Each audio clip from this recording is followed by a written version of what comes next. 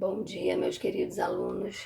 Desejo que vocês estejam bem em casa, cuidando da saúde de vocês, porque é muito importante nesse momento, mas que estejam também estudando, porque também é importante. Hoje nós vamos falar sobre o capítulo 17 de Língua Portuguesa 1. Vamos continuar falando sobre verbo. Nós já estamos falando sobre verbo em algumas videoaulas. A apostila dividiu o assunto verbo em alguns capítulos, porque é um assunto extenso, tem muita informação. E hoje, no capítulo 17, nós vamos finalizar esse assunto, verbo, ok? Então vamos lá. Você vai ver mais algumas informações relevantes a respeito de verbos, a fim de organizar algumas ideias que podem aparecer em questões e em textos. Locução verbal. Os principais verbos auxiliares em locuções são os verbos ser, estar, permanecer, ficar, continuar, parecer, andar, ter, haver. Não esqueça que todas as vezes que nós falarmos de locução, nós estaremos falando de uma expressão. Portanto, nós teremos mais de uma palavra. Como é uma locução verbal, é uma expressão formada por mais de um verbo. No caso, um verbo auxiliar mais um verbo principal. Olha o exemplo que eu coloquei ali. Eu estou trabalhando arduamente. Estou trabalhando é a minha locução verbal. Você percebe ali que é uma expressão formada por um verbo auxiliar mais um verbo principal, ok? Bom, o verbo principal de uma locução é aquele que carrega o maior valor significativo dentro do contexto e está em uma das formas nominais. O auxiliar, por sua vez, apresenta uma leve redução semântica, ou seja, é mais fraco. Não esqueça que quando eu falo de forma nominal, eu estou falando de infinitivo, gerúndio e particípio. Bom, agora vamos falar de verbos irregulares. Nas aulas anteriores, nós vimos, nós falamos sobre a diferença entre verbos regulares e irregulares. Como você faz para ter certeza se aquele verbo que você está analisando é um verbo regular ou um verbo irregular? Vou repetir o que eu falei com vocês e já coloquei aqui, ó. Você vai conjugar esse verbo no presente e no pretérito perfeito, do modo indicativo. Quando você fizer essa conjugação, você vai perceber que esse verbo não tem um radical. Você não pode ter um modelo de conjugação como nós temos lá nos verbos regulares e vimos na videoaula passada. Você vai ter uma conjugação ali diferente, irregular. Você não vai ter um radical. Então eu coloquei ali para você o verbo por. Conjuguei no presente e no pretérito perfeito. E aí você vai perceber que nós não temos um radical. Por isso, ele é classificado como verbo irregular.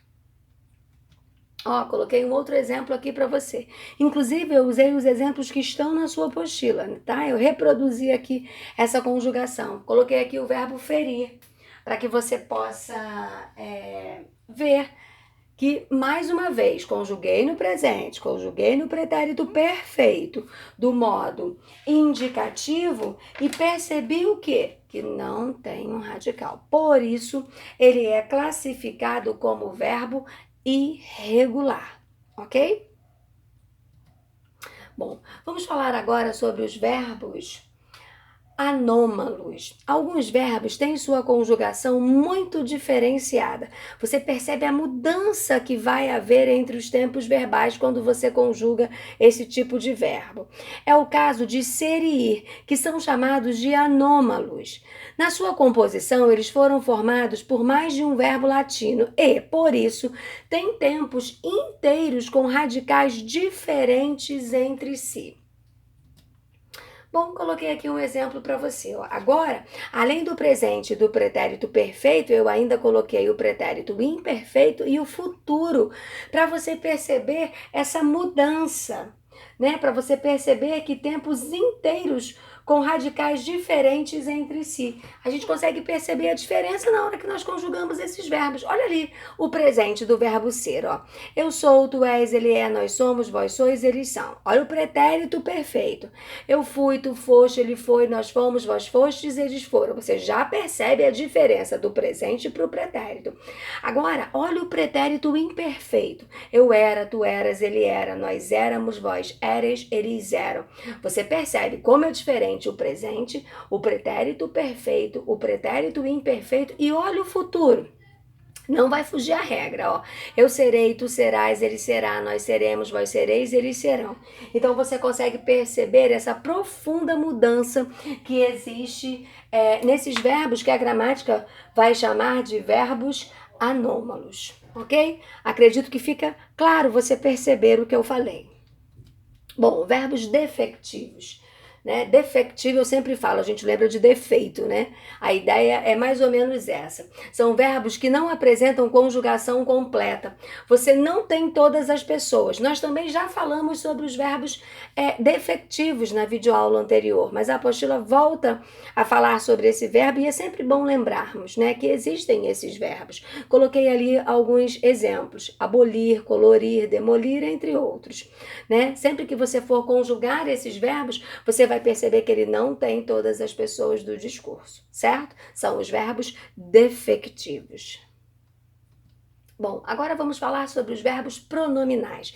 Eu tenho certeza que a palavra pronominais vai te lembrar o quê? Pronome. Exatamente isso. Então preste atenção. São aqueles que se conjugam com um pronome oblíquo. Alguns são obrigatoriamente pronominais e outros são usados de acordo com a sensação de reflexividade do contexto. Coloquei aqui alguns exemplos, né?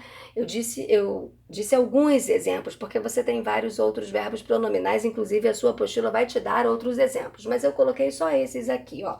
Apiedar-se, queixar-se, suicidar-se, zangar-se, arrepender-se. Você percebe que nós temos aqui o quê, ó? O verbo mais o pronome oblíquo, ok? Bom, agora vamos falar sobre um outro grupo de verbos que talvez você não conheça, mas é importante falarmos sobre eles. É o verbo vicário. É a forma verbal que atua de maneira a recuperar um outro verbo sem repeti-lo. Portanto, atua na coesão textual. Exatamente, gente, isso. É para que você não repita uma mesma forma verbal.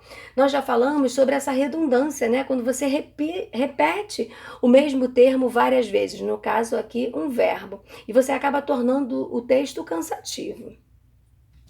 Ó, eu coloquei ali um exemplo. Ó, eu corri para não chegar tarde. Meu irmão fez isso apenas para me acompanhar. Ó, fez isso.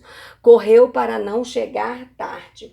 O verbo fazer é o que mais aparece como vicário, né? Então, ele foi usado ali, o verbo fazer, né? Eu usei a expressão fez isso, mas o verbo ali é o fazer, para evitar que você ficasse repetindo aquele mesmo verbo ali.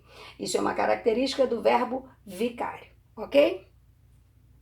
Bom, tenho certeza que agora nós concluímos o assunto verbo e você já é capaz de fazer os exercícios do capítulo 17. Já sabe, se tiver alguma dificuldade, é só chamar, ok? Tenham uma excelente semana, continuem em casa, cuidando da saúde de vocês e estudando.